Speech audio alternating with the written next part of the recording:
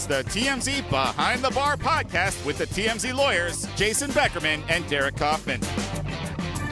Welcome once again, guys, to Behind the Bar. We are once again proud to be sponsored by ZipRecruiter.com, where employers can post job openings to over 200 job sites simultaneously, including social media sites like Facebook and Twitter with one click of the mouse. So go to ZipRecruiter.com/TMZ and check it out for free. So Derek and I are sticklers for language. We are lovers of words. We are lovers of words. Yeah. And, and sticklers. And we always say that words matter. You use the phrase words have power. Yep. And I don't think that's ever been brought to such stark relief as it has in recent weeks with the incident involving an ESPN tennis commentator who got himself in not just hot water. He lost his job. Boiling water. Yeah. Out of the frying pan to the fire. There's some metaphor here with water and heat. It doesn't get hotter than getting fired. That's right. I think that is the hottest the water can get. Over using a word, I'm going to tee it up, using a word that is completely okay in the English language can be used all the time. Completely innocuous and necessary. In the context he used it, he got in a lot of hot water. That's exactly right. So tennis broadcaster Doug Adler, he's a guy who does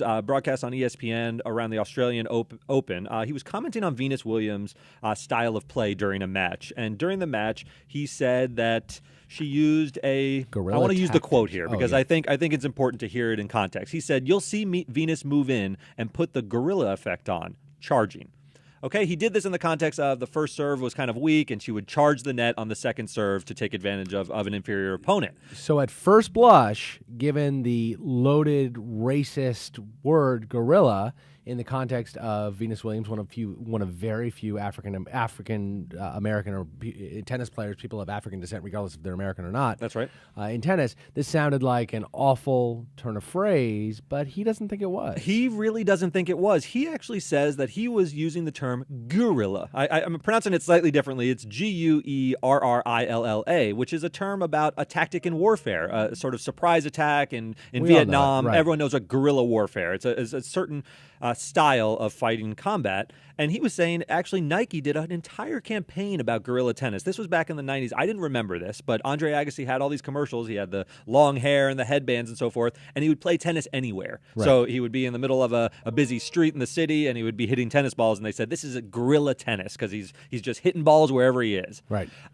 He says that actually became a term that was used in tennis more broadly to describe an aggressive style of play, which Venus Williams certainly has an aggressive style of play. And he says, I was just describing that in the parlance of tennis. So the first question that this necessarily invokes is, do we believe him? Do we believe that he was using, I'm not saying he was using it in a racist connotation, but do we believe that he was using it in terms of guerrilla warfare, or was he actually using it in terms of this is the way an animal, a gorilla, would strike? Well, that's the great first question, right? The first valence of this is, what was he actually intending? Now, Twitter didn't believe him. He claims that he was using it in this innocuous way about a style of tennis. Twitter went after him. They said, you're talking about an African-American athlete, and you use the term gorilla, or at least a term that sounds like the animal gorilla. And they said, this is clearly racially loaded. Could easily be read to mean that term. It's not like it's obvious it was guerrilla warfare. That's right. When I first heard it, it didn't occur to me he might be speaking in terms of guerrilla warfare. And I'm not the biggest tennis fan. I don't know if you are. No. I had never heard of guerrilla tennis. But that doesn't mean anything. You and I are uneducated when it comes to that. That's right. Yeah. That's right. We're probably bigger baseball fans. So it could have existed, but I had never heard it. I don't think it was so popular that it was in the zeitgeist of even common fans. But in any event, he says, you're right, the charging word, I wanted to put that in context. That's what made it sound beast-like, right? Yes. Like gorillas charging at you. Although you think in guerrilla of the animal. warfare, you charge as well. It's a tough issue. Let me ask you a question. Issue. I don't know the answer to this. I have a feeling it's going to be a silly question, but did the term guerrilla warfare emanate from or stem from the animal at all, or is it a complete? Well, guerra in Spanish is war. That's so it. Guerrilla warfare, I guess, would have just been that, which has nothing to do with the animal. I just thought through that and realized my own question was You dumb. just did it. The spelling's entirely different. I think it's from the etymology of the Latin for war. Yeah. Basically, you've got Guernica is also that's guerre, right. Right. Yeah. So I think it comes from that. Gorilla obviously spelled differently with the animal. He did make an apology on the air. Twitter sort of went after him. He puts an apology on the air, and then he's swiftly fired. ESPN fires him. But he has always maintained that he had no racial intentions whatsoever. He was simply describing her style of tennis play. And then the update of this horrible story. And he sued. Of So wait a minute. So he sued. We'll get that in. We want to talk about that lawsuit. Just to let you guys know where this thing ends, though, he ends up having a heart attack in recent days. This is very recent, yeah. and he is now obviously in great mortal danger. Yeah, he says it's from the stress of this ordeal. So he Yes. sued ESPN after he gave the on-air apology and was swiftly terminated. He sued saying, this is wrongful. I did nothing wrong. I didn't make a racist comment, and you just fired me. Does he have a case, Jason? We hear these a lot. Oh boy. It really depends on what his contract says. My instinct is to say no. My instinct's no, too. Yeah, I mean, his contract is likely going to have a clause that allows his employer to fire him for cause, which is what they did here. They didn't fire him at will. They fired him for cause, not just because he was a bad commentator. He wasn't, but because he had done something that brought ESPN into ill repute. Yes. And there will typically be these ill repute clauses in entertainment contracts like the one that he likely signed, which will probably give ESPN enormous latitude in how they treat Think about the power disparity here. I had never heard of Doug Adler. He's not a guy who can throw his weight around and get special provisions in his contract like a Chris Berman maybe. So ESPN has really got all of the bargaining leverage here.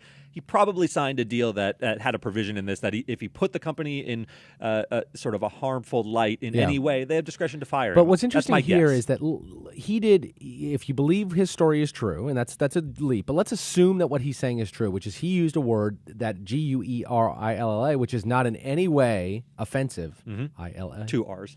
2 R's. 2 R's, ILLA. Yeah. No, it's tough. I have to remind myself. He used that word, which is not in any way offensive. Just because the world, the universe at large found offense to it, doesn't mean that he did anything wrong. So it is an interesting thing because it has to be conduct that you intentionally committed that brings ill repute to the company. And I'm just not sure that gets there. But again, the latitude they have in these contracts. It's the latitude, and it's fascinating. This is the question. I want to take him at his word. I don't know if he's telling the truth or if this is a post hoc rationalization to cover his tracks for a racist comment. But let's take it as true. Does it really matter, Jason? Like, if the effect of it was to put ESPN in a bad light, if that was just the way it was perceived, isn't that enough? I think it might matter. It might matter. I think these termination for cause clauses in contracts, they relate to intentionally sort of negative conduct that the person engaged in. So his state of mind matters under the contract, I think it might matter to a degree. I mean, that's something again, we'd have to have the language of the contract in front of us, but I think there is something to the idea that his state of mind matters. Now, this is a brand new lawsuit, so we don't know how this will shake out. I'm sure during discovery we'll see what the contract says. They'll have different interpretations of that language and whether the termination was lawful, because a law firm saw this and saw enough to bring a case. I want to talk about another case that happened. I want to ask one more question on this. Go ahead. Do you think the fact that he's now had a heart attack and he's now in mortal danger increases the exposure to ESPN? Could that be a damage that they assign to the unlawful act? So assume for a second that a jury were to find that it was a wrongful termination. Right. All right. Do you think the fact he has now had a heart attack, which he assigns to the firing, and it seems likely it might have been. It feels like a law school exam, Jason. It does feel like a law I school wonder exam. whether that kind of injury is a foreseeable result of his termination. Now, he's certainly going to say it is, right? Yeah. And doesn't that matter whether... It has to be a foreseeable route. Is ESPN responsible for every bit of emotional trauma? But if you fire someone wrongly you wrongfully terminate, there's going to be stress that accompanies that. Aren't there going to be confounding variables? What if his dog died last week? No, absolutely, and that's the job that you have to present to the jury as no. Look, he had a weakened heart. His heart was in a weakened state. We have a doctor's report from back when he was 37 years old. Dog died. That was stressful. That he had AFib, or something like that. But these are things for lawyers to fight about, and that's why lawyers get rich. He's going to say this is part of the emotional distress. It could certainly weigh heavily. It could give him some leverage now that he seems a little bit more sympathetic and he's suffered some damages. But I want to talk about a different, although similar issue that came up in D.C. I think you're pretty familiar with this one. I am actually. You lived in D.C. in 1999 when all this was happening. David Howard, who was an aide to the mayor at the time, used a term. Mayor Anthony Williams? Mayor Anthony Williams at the time. He used a term in conversation. He was a staffer, used it within the office, and he was white. Mayor Williams is black, and most of Mayor Williams' staff was black. And he used the term... D.C. is a predominantly black city. And at the time, it was even more predominantly black than it is today. And he used the term niggardly. Now, niggardly is a term that means miserly or cheap. And he wasn't using it in reference to any one person or another. He was sort of using it in conversation. He was talking about how to manage the budget. To the budget. Right. We need to be niggardly about purely these. Financial. Exactly. And there was a firestorm that erupted at this. The Mayor Williams ended up firing him for his conduct. In a knee-jerk fashion. In a knee-jerk fashion.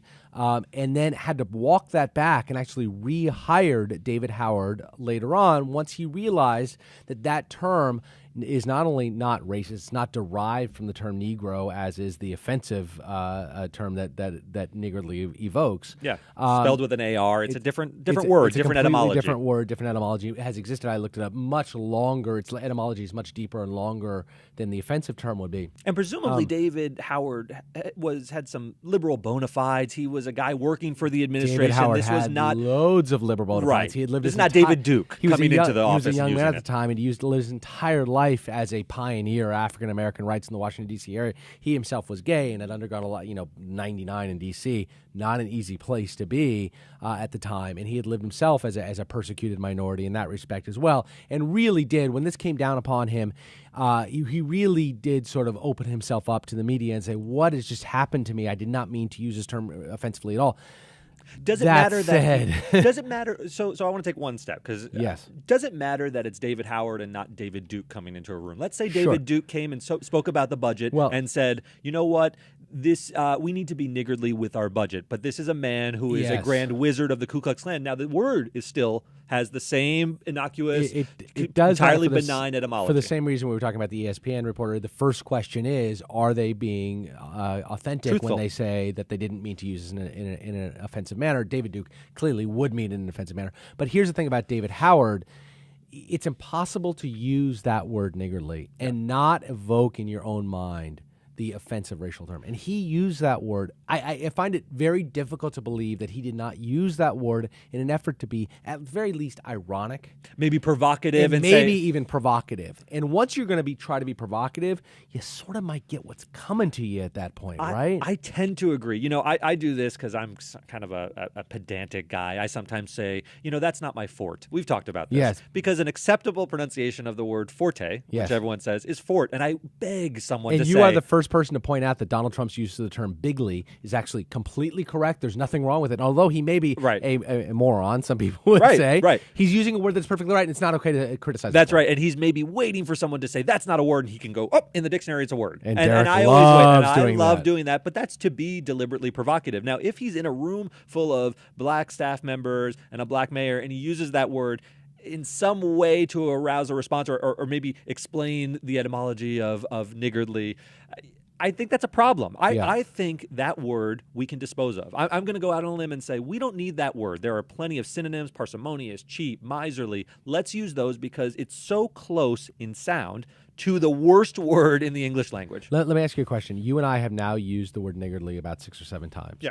Are we being purposely provocative by using it? So should we get rid of it? I'm just curious as to your thought. Should we just abandon it in American You know what I think? I think language? We should wait until after the break, because we're going to have somebody who's going to be much more sort of eloquent, able to speak about this much more eloquently than you and I are. I agree.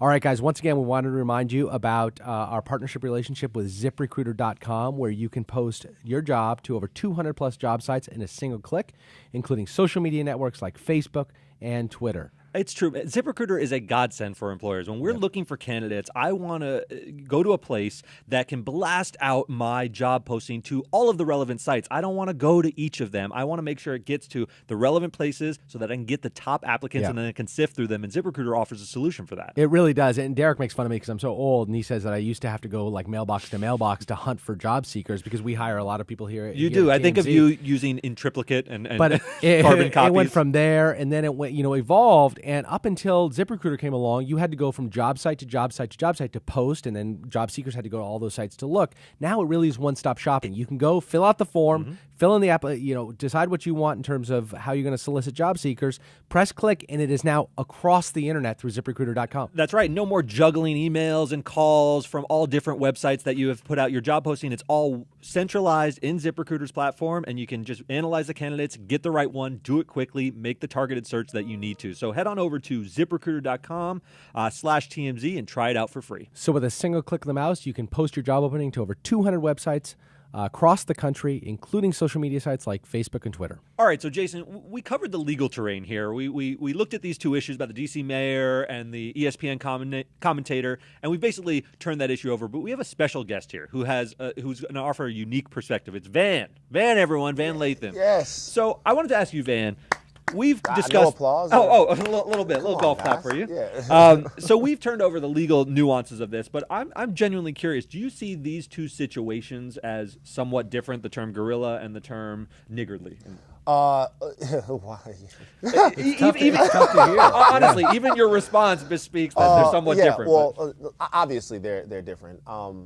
First of all, whether or not the ESPN guy is being completely forthright in what he said about the term. Right. Let's assume that he is. Let's assume that there he is the whole thing that people can use it as Right. an excuse for saying something that they otherwise can't say. That's Right. possible. Right. Let's assume he's telling the truth. Yeah, So if it's a post hoc rationalization, right. he's a bad dude. Right. Let's say that he's telling the truth. So if he's telling the truth there, in either way, I still don't believe that there was anything charged in what his speech. Even if he meant it in terms of it was the animal, I still wouldn't be like it's a mistake that he deserves to take his social media hits for. But I still don't think that he was actively. It came from a place of animus. Right. Right. As far as the other word, the term is so antiquated. It's so not in the sphere of the way people talk that you gotta be a little bit smarter than that. Because as soon as I hear it, it doesn't even have to be there. We always have jokes about like Ruth Nigga and Necker Island. And as soon as I hear the sounds echoing in there, the cost-benefit award of you sounding smart using that word, it's never going to work out for you. I agree completely because it's so close to the worst word in our English language, at least. I think of the British just describe cigarettes as FAGs. I won't even say it. But they shouldn't, because that word here, if you're in America, that's a cigarette. Because if you say it even in an innocent way, that term is so loaded in our culture that you really should avoid it. There's other words to use. I know we've looked at it in two different ways, these two words, but here's the other thing. The niggardly is an innocuous word, and it is not a racial epithet. In any way, it's never been used as a racial epithet. That's not true for gorilla. The spelling is even different. I mean, it's AR, and it's Right. totally different. It's Doesn't even have the with a etymology. different root. Yes.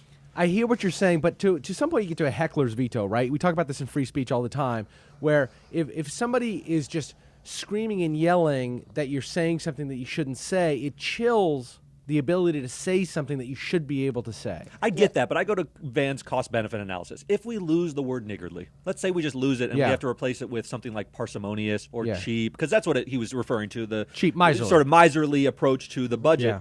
What is the loss? Because the potential damage from using that word is huge. Here's the situation. We have had this discussion about the heckler's veto a lot. Yeah. And I think that there are a set of basic rules of fairness and free speech and expression that we should all adhere to. But then there's a separate section of societal rules. And we use those rules all the time. Right. And it's kind of a situation where you know them when you come up against them. In this situation, by the way, I think we've talked about this before, Jason. I've actually had this word used to me before I knew what it meant. This happened to me. Like a producer at a job that I worked, a guy who was a great guy, he used the word. A white guy. About 10 or 15 years ago. And I remember I said to him, now why would you say that to me? Because then after he said it, he took the opportunity to explain to me what it meant. And I was thinking to myself, I had to really think, is this guy messing with me for some reason? Right. And it didn't really have any place in what we were discussing. And if you're black, like I am, thanks for update. If you're black, spoiler alert, everyone. Right. It's very difficult to be in a situation, especially in a workplace environment, where you think someone could potentially be using that word. And that's a great example. Would that guy have said it to me if I was my first day intern? Probably not, right? I mean, probably wouldn't have seen an opportunity for someone to blanch at it and make an explanation. Part of me rejects this idea that language should be, otherwise innocuous language should be curtailed that way. But you don't really have a slippery slope argument. There are so few words that approximate really vile words that what do you really lose except this word? I can see it where, look, there's 150 different words that I'm going to lose if you take this example and draw it out to its logical conclusions.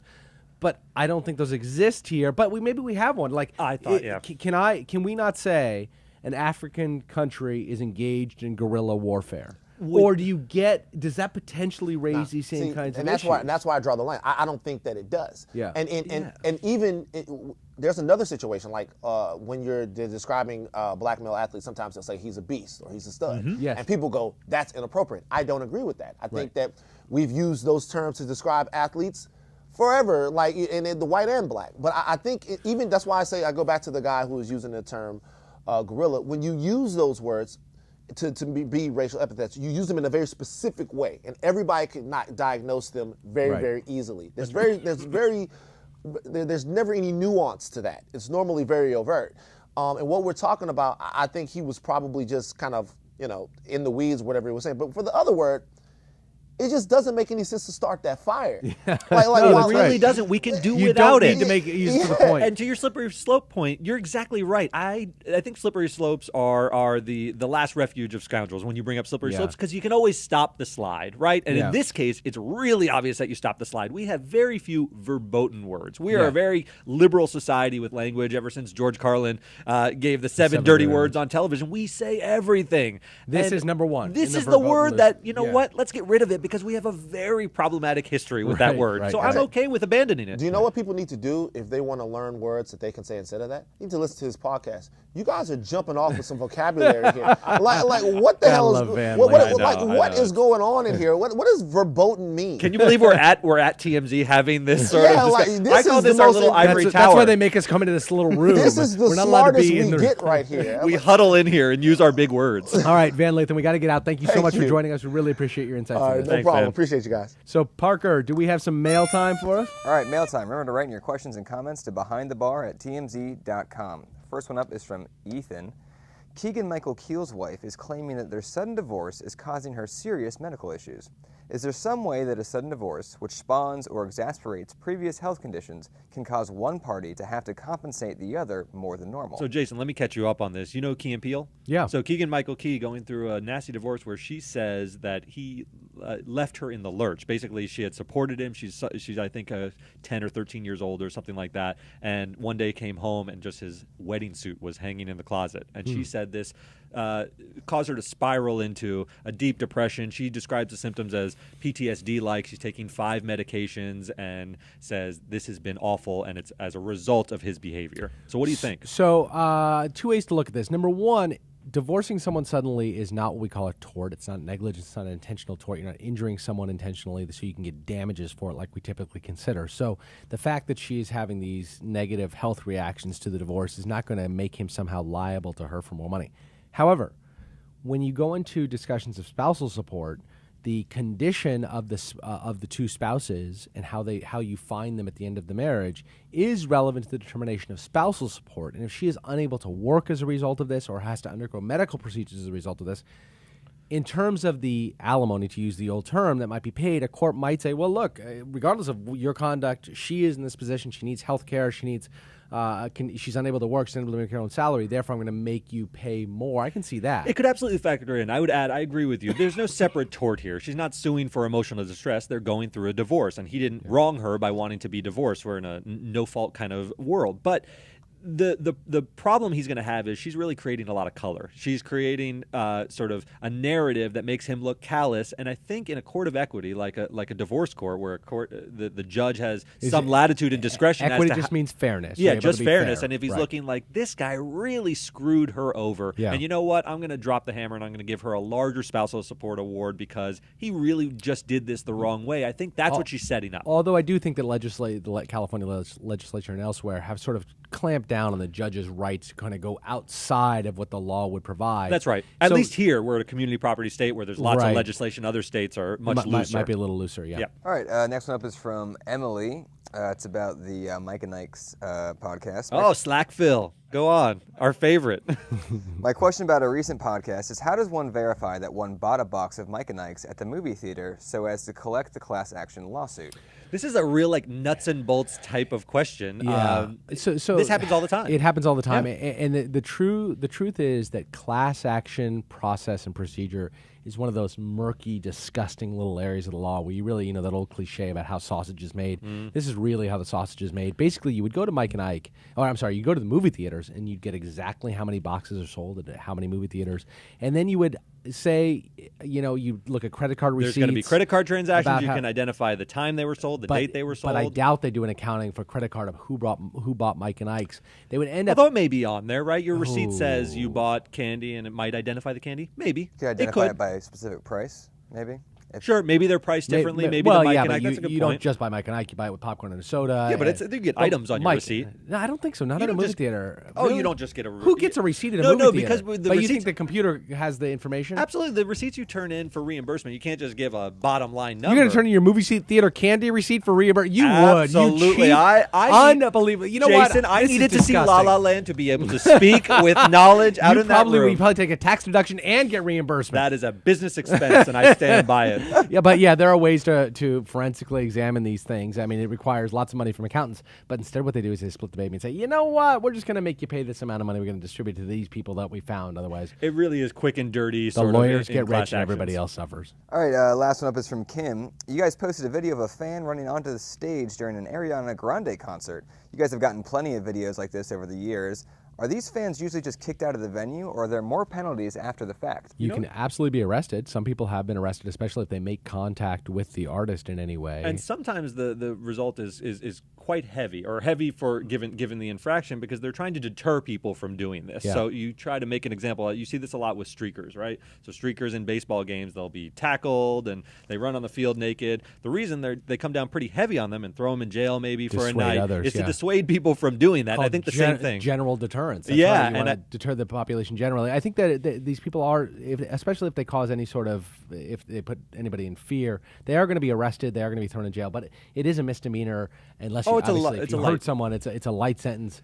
But streaking. What happened to streaking? What happened to streaking? We don't see enough streaking because it's in been the effective. 70s. The deterrence. Yeah, and the networks no longer show the streakers. Terrible. Can I say quickly what makes me sad? Jason, you're a baseball fan. You remember the moment when Hank Aaron hit the home run that broke Babe Ruth's record, and there's a guy on the field running next to him? Yeah. It's sort of this sweet moment that fans used to be kind of more involved. I thought you were going to say he ruined the sweet moment. No, for I don't Hank think Aaron. he did. I think it's part of that moment. He's like patting Hank Aaron on the back. Yeah. He doesn't want to hurt him. Now things have gotten so nasty. I feel like an old curmudgeon. But I only miss Morgana the Kissing Bandit. If you remember Morgana, I don't know remember? what that is. Oh, you don't. I have no idea this what is a Morgana huge is. hole in your knowledge. Morgana the Kissing Bandit was this woman who had ginormous breasts, like comically large breasts. It sort of hung down to her waist. Okay. And 4 or 5 different times over the years, she ran out on the field and kissed a baseball player. And the most famous example... At Dodger Stadium? No, all around the country. The most famous example, Nolan Ryan. About a 40-year-old Nolan Ryan's pitching, and all of a sudden, Morgana the Kissing Bandit comes bounding out with boobs flopping up, and they're Really? comically enormous. And You've described them. And Nolan Ryan gets down on one knee and kisses Morgana the Kissing Bandit. I'm going to say right on the lips, even though I don't remember, just for the effect. Right on the lips. So how sweet is that? You want to see Morgana thrown in the pokey No, for I a want night? Morgana to do what she wants to do. Okay, good. We agree. All right. That's it for now. That's it, Parker? That's it? No Oh. answer? All right, before we go, once again, we're sponsored by ZipRecruiter.com for if you want to post your job openings to over 200 websites in a single click of the mouse. Across the country. Across the country. So head on over to ZipRecruiter.com/TMZ. Try it for free. Thanks for watching. If you want more nerdy deep dives into the legal side of celebrity news, hit our subscribe button right here. And check out our previous episodes over here.